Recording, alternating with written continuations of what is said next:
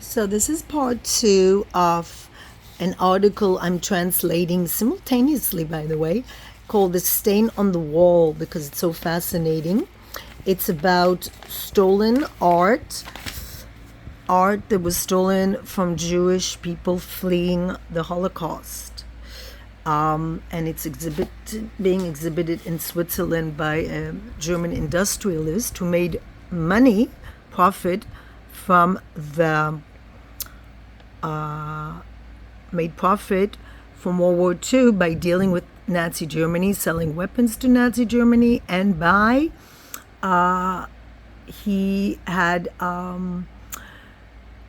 he used prisoners of concentration camps in his factories and made a lot of money. He became the richest person in Switzerland, and he was making profit using people from concentration camps as workers. So another work of art that is not shown in this article is behind a blue curtain, and it's called, it's from Renoir's Little Irene. It's a profile of 8-year-old Irene. Her blue eyes are perfectly suit the blue dress that she's wearing and the blue ribbon that is in her red hair. Her red lips look like she's about to smile, and she looks very comfortable. And she's looking at a mysterious place in the horizon. The very known portrait by Renoir was actually purchased the mother upon the invitation of the mother of the child. The artist painted this child he was commissioned by the mother, and he was an anonymous painter. So a lot of Jewish people supported the Impressionists, who were controversial artists, and they were not acceptable in society, but there were Jewish art enthusiastic people who were enthusiastic about art they were wealthy enough to support them, and they did. So this woman commissioned the painting of her daughter from this anonymous painter. Renoir was not famous, by Pierre Auguste Renoir in 1880 was not that famous. He was anonymous. And it was a beautiful moment of childhood. The girl that's painted in the portrait is called Irene Kahn Danver. I'm not sure how you pronounce the name. That didn't know what was going to happen to her and her Jewish family in Europe, 20th century.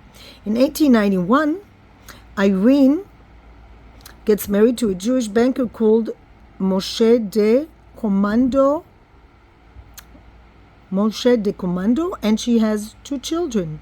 In 1933, she gives her portrait as a present to her eldest daughter, Beatrice, that married the Jewish composer Leon Reinach. In 1941,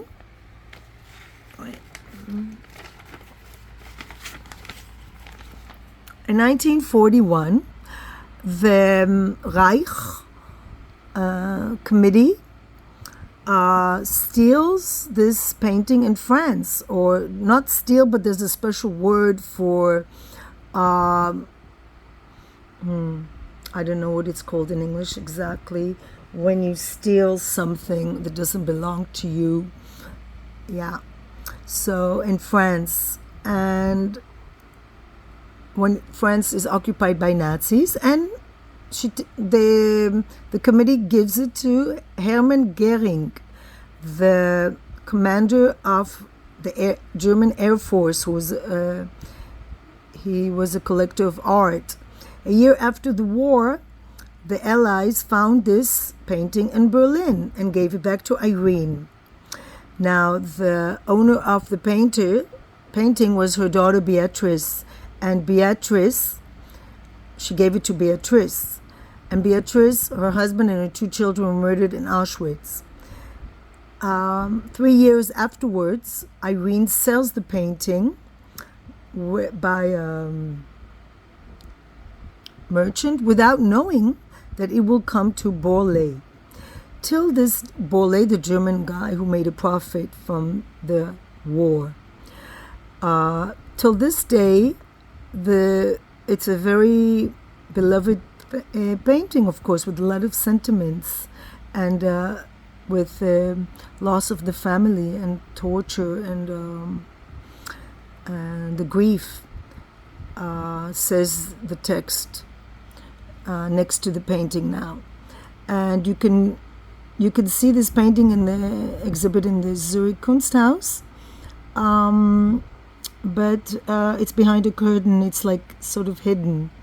It's about the hidden truth. One of the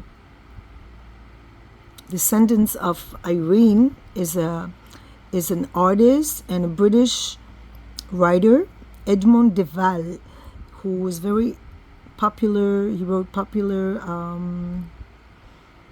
award-winning series, The Rabbit with the I don't know, in bar. What is in bar? Oh my God. So gemstone eyes. I don't know which kind of gemstone is in bar. With the ember eyes.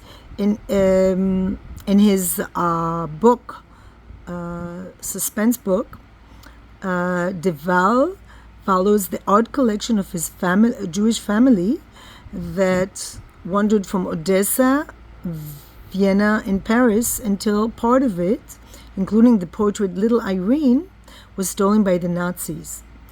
2 weeks ago, de Waal visited the exhibit in Zurich, and he looked at the portrait of Renoir and was very deeply touched. And then he gave a lecture in front of a lot of people that for him there is one complex question that through it you should examine the exhibit of the victims, the art of the victims of persecution. Is the Arts Institute or the owners of the collection willing to be? Are they willing to deal with what will with the facts? Are they willing to deal with it? As a representative of the Swiss Jewish community, Levine, I think he's the vice president now, he says that the new exhibit is a step in the right direction, but he has to say, but he is not sure if it's only balancing enjoying art and the history. It's also the question of how we as a society deal with cultural, owning cultural. Our culture has moral issues. One hand, it's important to show the art and the history and the problematic history. On the other hand, it's important the museum takes responsibility for the past by research and the future by trying to find a fair solution. Giving back the art to its owners is a moral obligation, an historical obligation. It's not only a monetary compensation, but justice and rehabilitation of family history and property that was stolen. Keller says, the one who published the book, he has this critical position that the new exhibit is better than before, but he says it's still, he doesn't think they should show the art. Yes, they're beautiful and we know they're very expensive, but but he says when he wrote his book, he only saw empty canvases. He wasn't interested in the art, but by the way, he was more interested in how Borlée got the money to purchase the art. So when you invite the public to take part in deciding what happens to the Bourlet collection, Keller says the Kunsthaus is trying to give some of the responsibility to the public that looks at these exhibits. Not the public has to decide it, but the museum. On the other end of the scale of reactions is Dieter Schwartz, the former manager of the Winterthur Museum in Switzerland, who thinks that they should show the exhibits only to show only the art without the historical context. A museum of art is a building that's only to show art, and the rooms are in a special, pleasant way that you can totally focus on the art, contrary to seeing art in other places that were not especially for art, he says in one of the films. And he disagrees with Keller, and he says when you have an impressive collection of art like Bourlet, all we want to do is to show it in the best way. We have to promote art. A museum of art is not a documentation center. There are other places for that. And he quotes the American artist Ed Reinhardt that says, "Art is art, and everything else is everything else." In many ways, the exhibit of Bourlet is like it reminds us of the revolutionary technique of the Impressionism, when they were painting landscapes. They would mix the colors directly on the canvas, and they were not only mixing in the painting, but also in the perspective of those who view them. This exhibit is mixing historical, artistic, and moral issues on the canvas, and forces us to decide what we see. Those who sees that we should take responsibility and look at the past, and those who see that we don't have to do it, and it's all in the eye of the one who's the viewer. At the end of World War II, Paul Rosenberg, the Jewish art collector, he escaped to New York, and he has made he sued in the court of law in Switzerland. He wanted to have Degas' painting back. He says that Borla was purchasing it partly legally from the Fischer Gallery, but he got there because Rosenberg was persecuted by the Nazis, a fact that should have been known to Bourlet when he came to purchase the art in the gallery. In 1948, the Swiss Court of Law decided that Bourlet has to return the work to Rosenberg, the painting to Rosenberg. Bourlet asked Rosenberg to purchase from Rosenberg the painting, this time directly and in a fair price. And that's how the work of art remained in the collection of Bourlet. At the end, Bourlet, in addition, he sued the Fischer Gallery for the money that he had to pay, and many other paintings he bought, and now he has to pay the Jewish owners their realistic prices. Because Bourlet says that the Fischer Gallery didn't say that the original, didn't come clear that where the paintings came from Jews.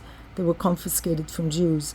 The court of law decided in favor of Bourlet, but the decision is still controversial to till today, because one of these art historians assumes that Borlée knew the systematic theft of Jewish art collections.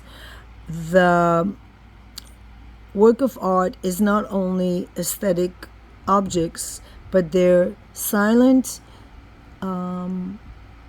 witnesses of the tragic biographies.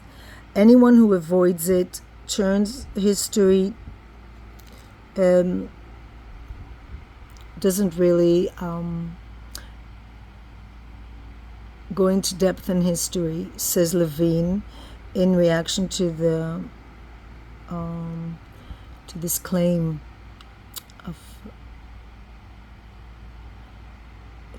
between the Jewish art collectors and Borlée.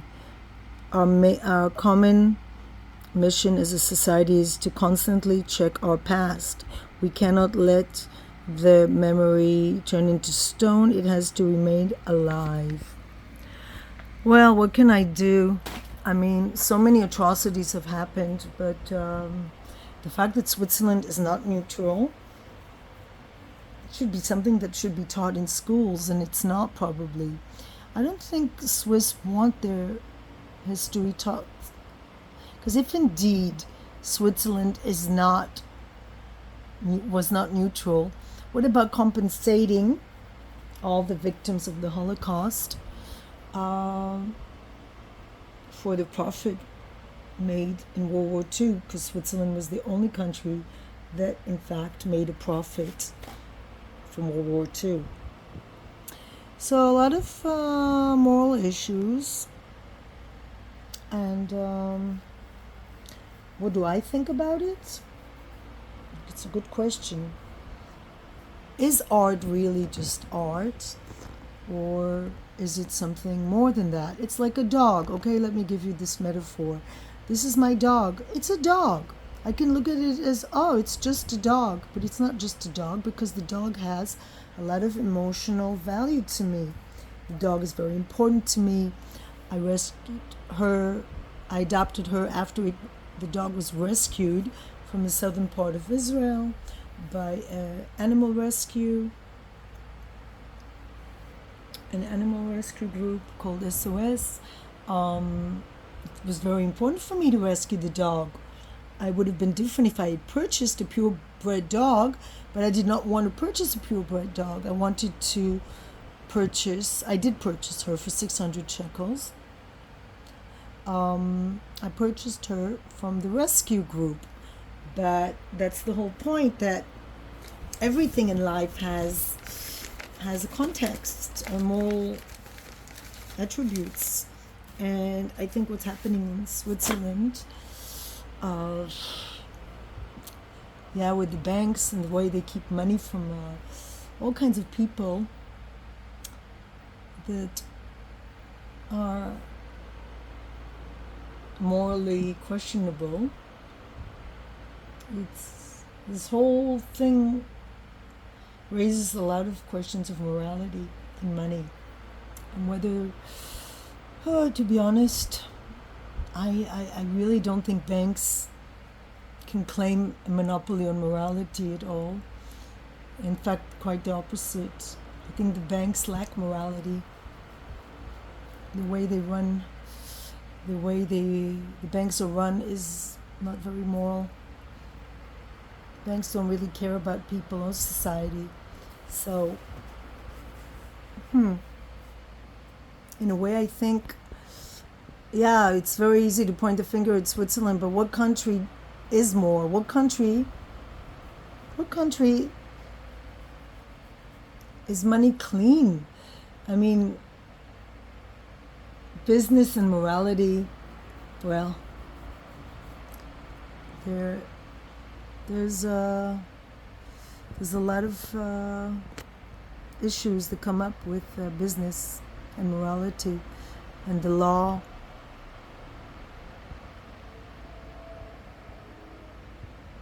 And I live in a war zone, and I see how, I don't know, it's very difficult for some people to survive. I don't know.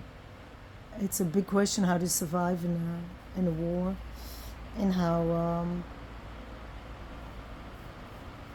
some countries take care of their citizens much more than others. And the moral question of, there's so many moral questions in Israel that come up, so many. And I really wish in Israel we could have more opinions. That's not just who votes for the prime minister, but that we could have the same thing as in Switzerland, where there's all kinds of questions that people, the citizens, vote on. I think that would be amazing. But unfortunately, Israel is in such a, still a battle for existence, that a lot of moral questions are swept under the carpet.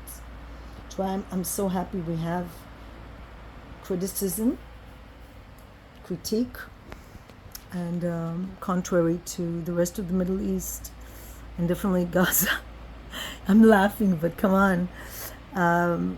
It's so weird for me that people that are, I have to context, how can people support the governing force in Gaza when it's fascists that run the place like Nazis and disregard human life of the people of Gaza, and then they blame Israel for everything? I mean, you have to be so ignorant of the Middle East. You have to be so ignorant, and it's enough to live in Europe and to look at the people that come from the Middle East and how they behave and the sort of crimes they do, whether it's murdering a sister or a mother for honor killing, or all sorts of crimes and against women. And you think about it, you really have to think about how people can be so blind, deaf, and dumb, and not to see what we have to live. Maybe they're a minority, still a minority in Europe, and definitely in Switzerland at the moment, compared to France or Germany. But, how can people who live in Europe or in America, well, America is maybe different because America maybe doesn't experience the refugees that France and Germany has, but maybe there's definitely now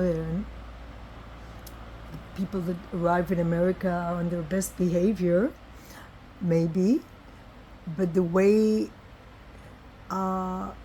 people who come from the Middle East are allowed, from Muslim countries, are allowed to abuse the freedom of speech and call terror support protests.